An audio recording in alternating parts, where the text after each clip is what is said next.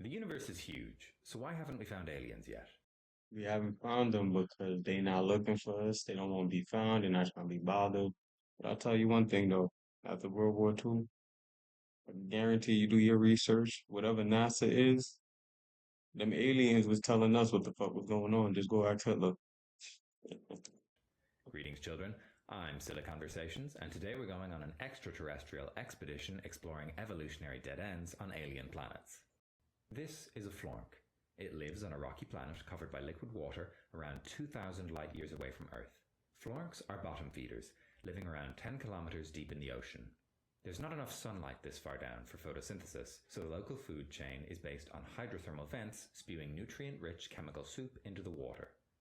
Honestly, I do feel like the ocean is what we think space is. Like 90% of Earth is water, if I'm not, well, a large percent of the Earth is water. I ain't good with the numbers, but I know a large portion of the Earth is water. So like a lot of species are like below the level we can even like remotely go down. And I don't know if you heard of the law as above, so below. I'm pretty sure those species that can't come up, well, I'm pretty sure since we can't come down in species like don't really come up.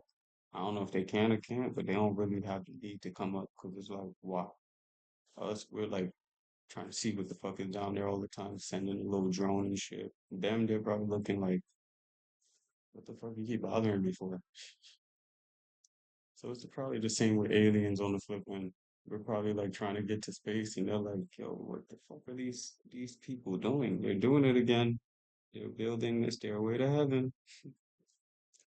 Florks have evolved large eyes and the ability to generate small amounts of light from a dangly thing at the front of their heads, which allows them to navigate much more effectively than their mostly blind prey. Just to be clear, anglerfish on Earth primarily generate light to attract prey, not to see. This is a flork, not an anglerfish. As we all know, given enough time, all organisms will eventually evolve into crabs, so crabs make up a significant part of the flork's extraterrestrial diet. The benefits of cooperative crab hunting led florks to develop large brains, complex social structures, and an intricate language based on flashing their dangly headlight things. They care for their young, transmit oral histories of great deeds, and often gather in groups to ponder the nature of reality. The average flork is, in human terms, an Einstein-level genius, and their species has existed for almost 10 million years. So, why are they still hunting crabs at the bottom of the sea instead of exploring the universe? Because they don't got any hands. Hands are not strictly speaking necessary for tool use. If humans went extinct, we can imagine That threw me. Yo, a flaunt's real? Domesticated cat flaws. Flaunts are real. I have to look at the kind of flaunts are real. Keep going with the videos. Now the video is dope, but it's dope because it gives you a new way of thinking in a satire way. What if they domesticate crabs? Claws aren't even hands, but it's better than having one.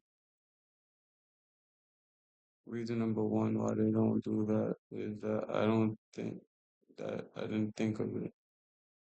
I suppose it would be hard to domesticate an animal and train it to manipulate tools or grasping appendages. Nice idea though.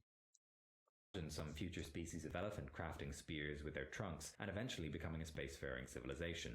But you need some kind of appendage for grasping things to have complex tool use, and florks, much like the highly intelligent whales and dolphins on Earth, don't have any.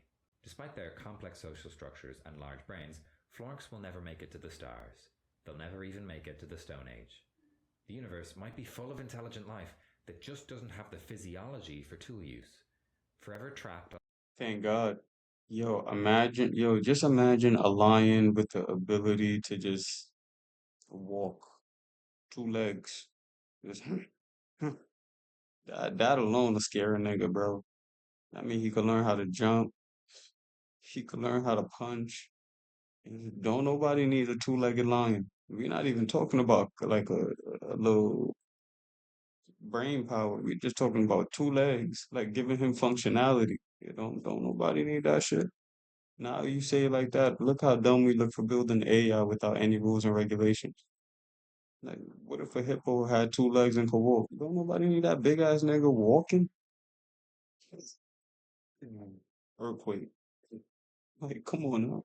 On their home planets. until we show up to say hello. Thanks for watching.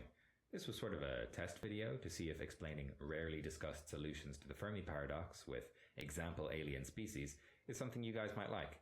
Let me know in the comments if this was a Nah, I like going back in time to see how he started. This is a great channel. He taps into a lot of like silly conversations, gives you a lot of animation style type content about tech mostly, but I wanted to see where it came from. This is like his second or third video uploaded. Dude, I ain't gonna lie to you, the way you carry a conversation and have a person think, like the alien theory isn't a theory I thought about, but I always pondered on like extraterrestrial life, like what is out there. And I'm pretty sure they don't care about what's here as well. So if you like the video, like, comment, subscribe, and make sure y'all check out his channel.